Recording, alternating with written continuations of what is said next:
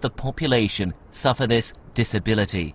Translate that to the UK, and it's about 2 million people. Yet as far as our government's concerned, there are none. We set off for Stockholm and Swedish Sylvia's city centre flat. She's plotted a route to avoid all the masts. She wants to show us just how seriously her government takes her condition. Like the UK, this is a place where more and more people are acquiring Wi-Fi. But there's a key difference.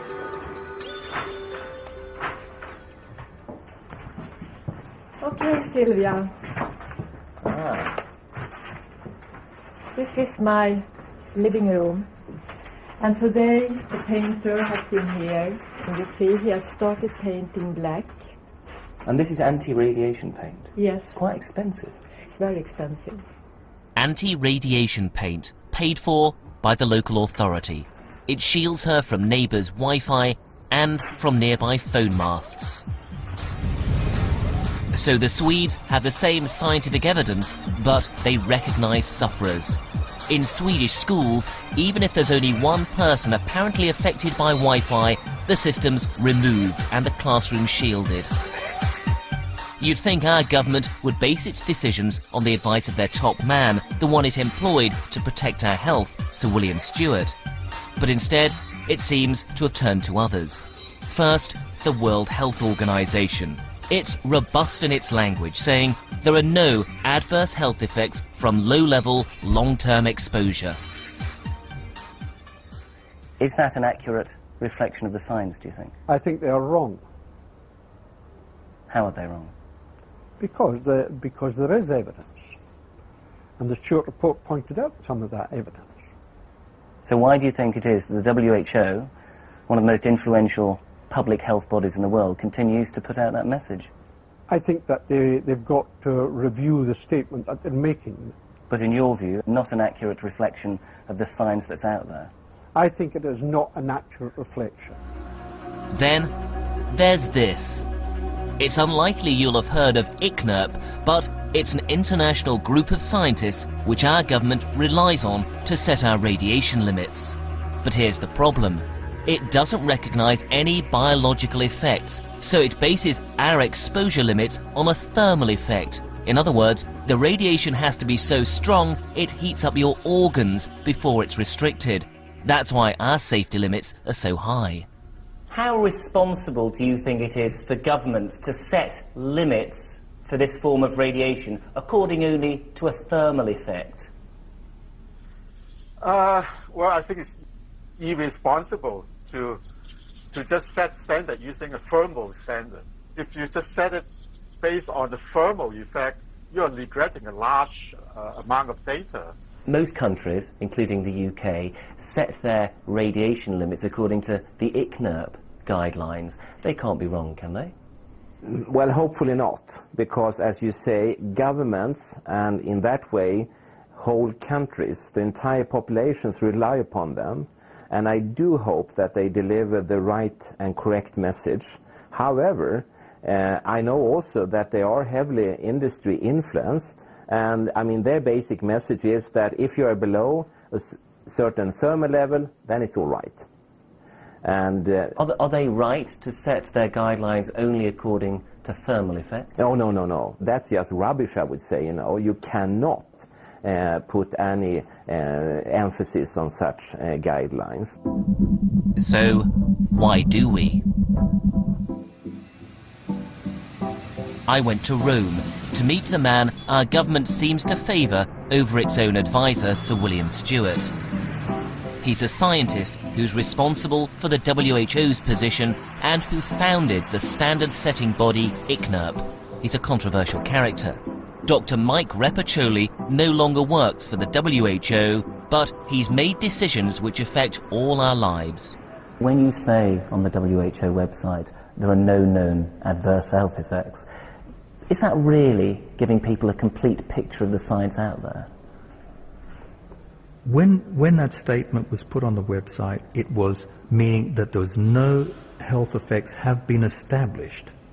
And when an effect has been established, it means it's been repeated, in a number of laboratories using very good study techniques. But Henry Lai will say that he's found them. Ole Johansson will say he's found them. I mean, there are a number of highly esteemed scientists who say they have found them well beneath those levels. Are they wrong?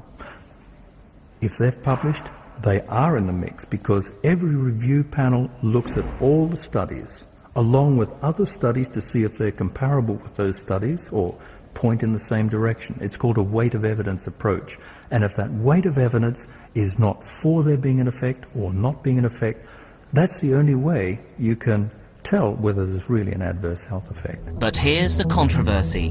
Dr. Repacholi used to work for the very industry which helps create this form of radiation. Before working for the WHO, he'd been an expert witness for the phone industry, defending their right to site masts in controversial locations. Are you truly independent, do you think, as a scientist? Well, I don't know how people perceive me. I perceive You myself. know, I think you do know how people No, perceive you. I do. I've seen the websites. And people can say what they like.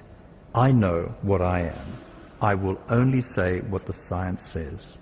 And that's, to me, that's an independent view. If people perceive it differently, so be it. You didn't you, work for industry before the WHO and ICNIRP? I did. And you worked for them afterwards as well? I did. And I challenge anyone to say that I've changed my mind because of my funder, because I sure as hell haven't. So our government has a choice. Follow the recommendations of scientists like Dr. Repacholi and the WHO, who effectively say, roll it out and don't stop unless someone proves there's a risk. Or follow their own advisor, who says, hold on, don't rush ahead until we know for sure it's safe. Until that's resolved, is it our kids who've become the testbed? Would you allow your children to sit in front of a Wi-Fi enabled computer day in, day out as they're going to school? That's the tough question. I said, I don't think so. Yeah, I would limit the exposure to this type of radiation. I would recommend to parents to tell the school to remove Wi-Fi, and otherwise I would change the school even. Really? You take it that seriously? Yes, very. If you had kids who were at a school at the moment and there was Wi-Fi being rolled out, any concern at all? None whatsoever. I'd make sure they had laptops and they could pick it up.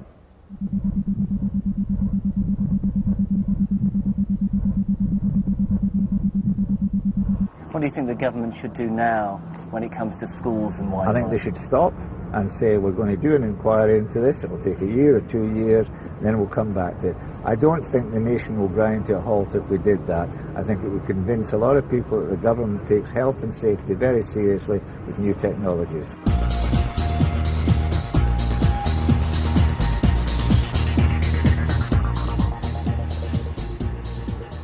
We asked the government for an interview about all this. It said no and referred us instead to the Health Protection Agency. The chairman of that is Sir... Hang on a minute. It's Sir William Stewart. The very man who's indicated to Panorama just how uncomfortable he feels about the speed with which Wi-Fi is being rolled out. I believe that there is a need for a review of the Wi-Fi and other areas. How important is it to do that swiftly? I think it's timely for it to be done now. If it's not? Who knows? Paul Kenyon there, and the UK has 3,000 wireless hotspots and 51,000 mobile phone masts, and more are appearing every week. Next week it's Married to the Mob, the Manchester